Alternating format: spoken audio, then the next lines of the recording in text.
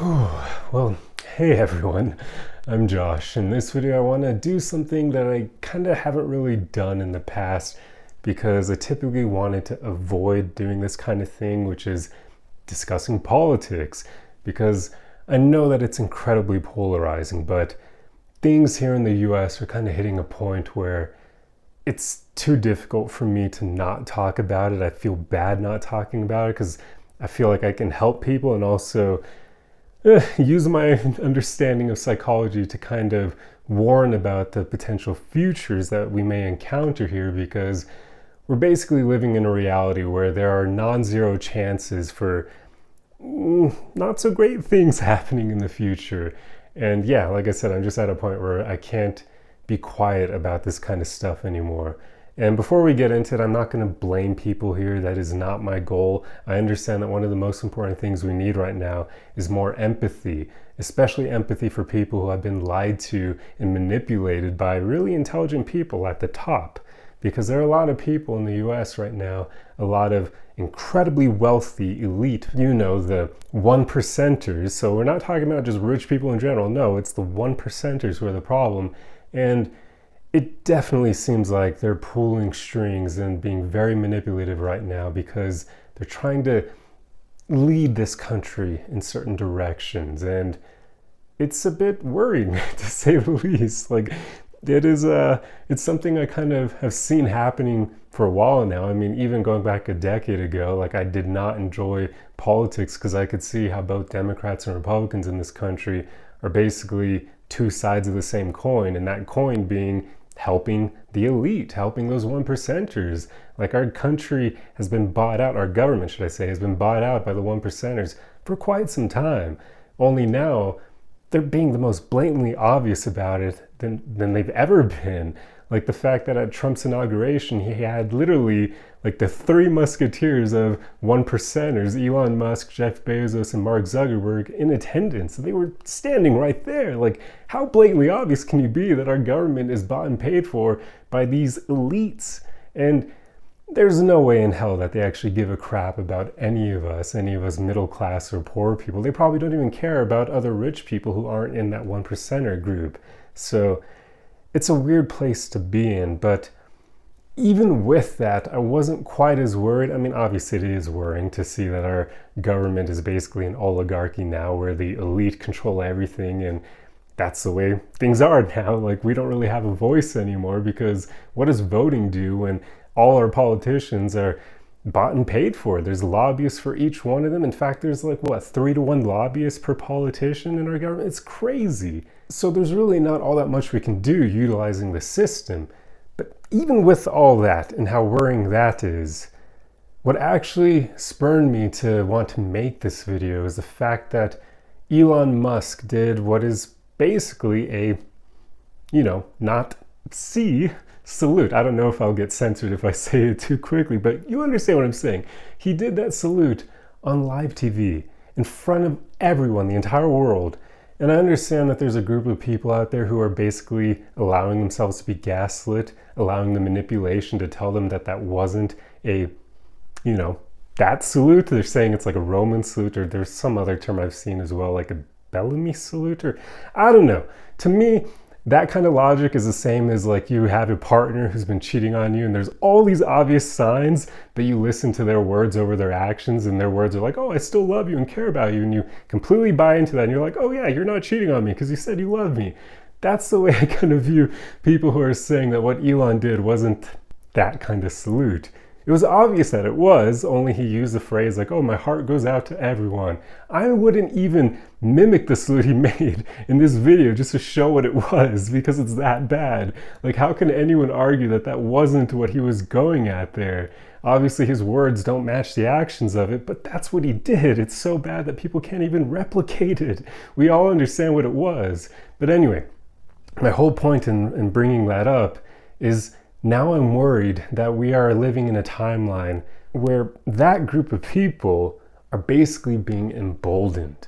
Because whether or not you agree that what Elon did was that kind of salute, the fact that he did it on live TV in front of the world without any remorse, knowing full well what it looks like, the optics of it, the fact that he did that is showing you that he's emboldening that crowd because he did it in front of everyone. He didn't censor himself. He didn't think, oh, maybe I shouldn't do this because I'll be making this group of people vindicated and basically emboldening them to be louder and to do more of this horrible stuff that they do. He didn't think about any of that. He did it for a very specific reason. And the reason why that's so worrying, you can probably figure where I'm going with this, is because that could easily lead to that whole group of people trying to take over again as they did in Germany in the 1920s and 30s. So that's kind of, do we not learn from history? I mean, holy crap, just the fact that I'm even making this video, like it's insane that this is something that happened here. Like it's just crazy. And it's weird how we're living in a timeline where this is allowed and people are actually defending it.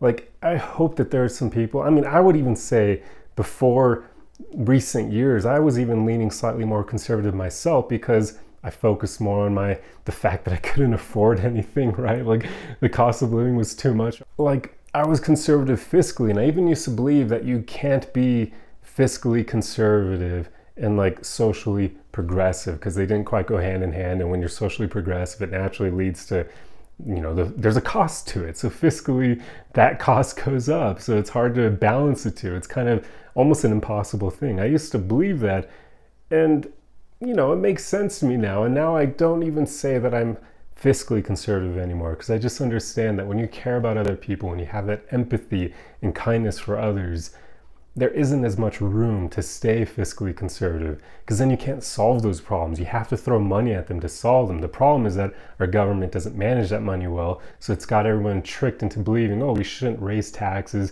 because it's not even going to solve the problem, and then now our cost of living increases and nothing even happened over it. And yeah, but ideally in a good government, you could increase taxes and solve those social issues. I get that now.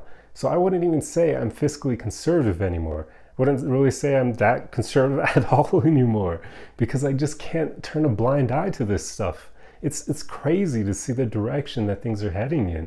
And I truly hope that there are still a lot of, conservative leaning people who understand how bad what Elon did truly is. The optics of it, just the optics alone, which should be enough for people to renounce it and not defend him at all, not give into that gaslighting and that manipulation. People should be able to look at it and be like, this is horrible. Like, this is something you do not do because it sends an absolutely horrible message about not caring about human life and basically viewing other people as beneath you. And as soon as we start viewing people as beneath us, what does that open the door to?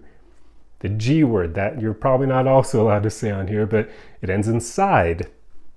Yeah, there you go. So it's just, it's unfortunate to see. I never thought I'd live in a world where the US went this route. Like, I've known for a while that the US wasn't as great of a country as all the propaganda likes to tell us we are, but I didn't think we'd go in this direction. Like, it's actually pretty crazy to me. I truly hope we don't end up seeing the rise of Nazism 2.0, but that is now a non-zero possibility in this country because of Elon's actions. He made it so that that could actually happen now. And Trump is not going to stop it. That's obvious. I mean, he freed all the people who were involved in the January 6th from 2021 riot. So clearly, these people have an agenda here. And if I were to make a guess, just understanding psychology and the mentality of the elite, my guess would be that they're probably a bit scared right now after the whole Luigi scenario, right? That kind of showed us that, hey, there are ways we can fight back. So what they probably are looking to do is to create a culture war. And what better way of doing that than bringing back Nazism, right? That's a great way to start a culture war. Make it left versus right again, right? So yeah, and what does a culture war do? It takes our eyes off of them. It takes our eyes away from a class war, because that's also a possibility. After what Luigi did, it made that a non-zero possibility. So they're probably afraid of that. So they're going to use a culture war, try to incite one, so that way they stay protected and safe. It makes a lot of sense, right? I could be completely wrong here, but that would be my guess as to what they're trying to do. They're basically just using us as pawns in their little game to protect themselves and continue extracting as much wealth as possible from all of us. So yeah, it's just, it's crazy that things have gotten to this point. It's crazy that I'm even making a video talking about politics, but I'll probably make more because I just can't be silent about it anymore. And sorry if this makes you not want to follow me anymore because you disagree with my views. Hey, if you disagree, at least still treat me as a human being and be honest, intellectually honest in your discussions. Don't just tell me that I'm a bait or some other crap, a cuck or a simp or whatever, just because you dislike what I'm saying. Actually have some logic in whatever you're disagreeing with me here, because I just think that it's important to have empathy and be kind towards our fellow human beings. And the fact that people argue with that nowadays and say that that's a bad thing is mind-blowing to me. It's absolutely crazy. That doesn't even make you weak. Like, look, I work out. Like, I am not a weak person. I know how to use guns to defend myself as well. Like, there are a lot of people who care about others who are in the same boat and could definitely mess things up if they needed to protect the people they care about or even to protect themselves. So being empathic and kind does not make people weak. It's crazy that I even have to say that now, but there's a lot of propaganda out there and just a lot of manipulation that is steering people in the wrong direction. And the sad part is a lot of these people are good people. They just are lost right now. And the manipulators are providing a solution to their lostness. They're providing this kind of camaraderie with other people, this group that they can be a part of. And that's attractive to people who are feeling lonely and lost. It's just unfortunate that the people who are manipulating them in this direction do not have their best interests in mind. They are not doing it because they care about them. They're doing it because they want to use them as pawns. So, yeah, but that's pretty much all I want to talk about right now. I'll probably make a future video talking about some of the reasons why I think we've gotten to this point, some of the main things, that, like psychological things that have kind of led to this direction, because I find it fascinating and I want to provide that insight. But yeah, this is all I have for now. Well, I hope you guys enjoyed it. I don't know, this wasn't really that fun of a video. It's never enjoyable talking about things that aren't so great, but I know many of you are probably in the same boat, feeling a bit worried about this, so I just wanted to share my thoughts on it. Hopefully it was useful, but I'll see you guys in the next video. Arrivederci!